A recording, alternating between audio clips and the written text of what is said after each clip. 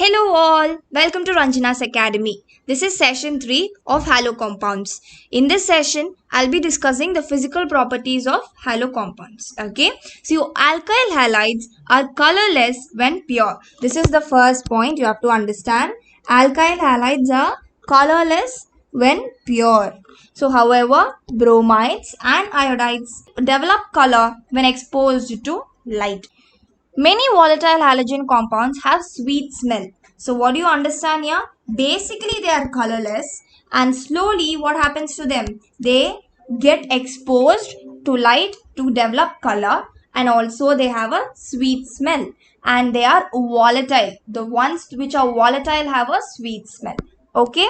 Now let us understand the melting and boiling points of halo compounds. Methyl chloride, methyl bromide, ethyl chloride and some chlorofluoromethanes are gases at room temperature. So usually they are gases at room temperature. Higher members are liquids or solids. Higher members are liquids or solids.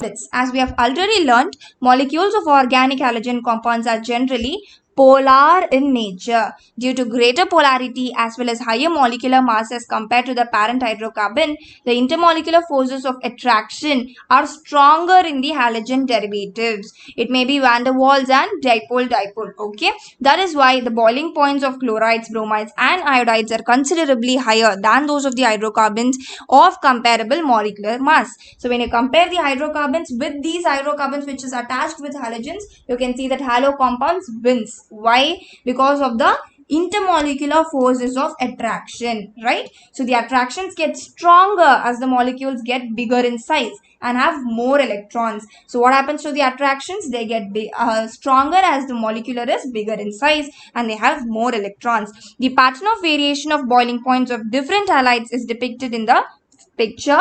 So you can see chlorides, bromides and iodides in each of the compound. The pattern of variation of boiling points of different halides is depicted. For the same alkyl group, the boiling points of alkyl halides decrease in the order Ri, Rbi, followed by RCl, followed by Rf. This is because with the increase in size and mass of halogen atom, the magnitude of van der Waals force increases. What are the two factors? When size increases. Yes, when size increases and mass increases what happens to the intermolecular forces of attraction? That also increases as a result, right? So here you can see the graph. Here you can see when the complexity of the compounds is increasing, what happens? Iodides and bromides and chlorides, you can always see the trend is in this way. Iodides will be higher. Okay.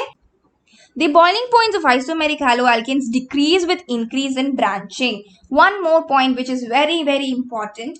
When branching increases, it is inversely proportional to boiling point. However, the para isomers are high melting as compared to their ortho and meta isomers. Why? Because due to their symmetry of para isomers that fits in the crystal lattice better as compared to ortho and meta isomers. So this is very, very important, often asked question. See, it is the symmetry of para isomers that fits in the crystal lattice better as compared to ortho and meta isomers. That means if you see this has a symmetrical structure, right?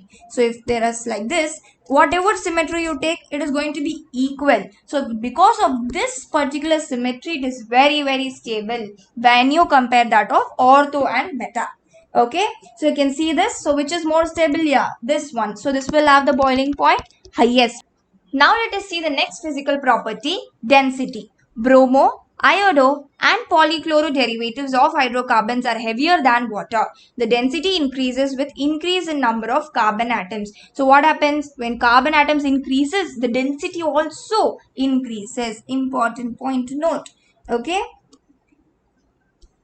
And the atomic mass of halogen atoms. So number of carbons and atomic mass of halogen atoms, if it increases, what happens? Your density also increases. So that is all to say about density. Now we are going to see solubility, students. What is solubility? Shall we take a look into it? The haloalkanes are very slightly soluble in water. They are very slightly soluble in water. In order to dissolve haloalkanes in water, energy is required to overcome the attractions between the haloalkane molecules and break the hydrogen bonds between water molecules. So water molecules already they are very stable, so are supposed to break the bonds between them into H and O, and also for haloalkanes also the forces of attractions has to be overcome, right? So less energy is released when new attractions are set up because the haloalkane and the water molecules, as these are not as strong as the original hydrocarbons in the water. So the new bond which is formed between this water molecules and hydrocarbons, what will you get? Haloalkanes, what will you get is a stable form, but yet it is not that stronger than your water bond. Okay, so as a result, the solubility of haloalkanes in water is low. You have to understand this. However, haloalkanes tend to dissolve in organic solvents because the new intermolecular attractions between haloalkanes and solvent molecules have much the same strength as the ones being broken in the separate haloalkane and solvent molecules. Okay, can you understand the point? See, in water, it is not of the same bonds, but when you compare that of your organic solvents and your bonds which is formed newly between them, that is almost the same. So, they tend to dissolve in organic solvents very well. This is about your solubility. If you had understood today's concept, please do give a like and subscribe to this video. Thank you.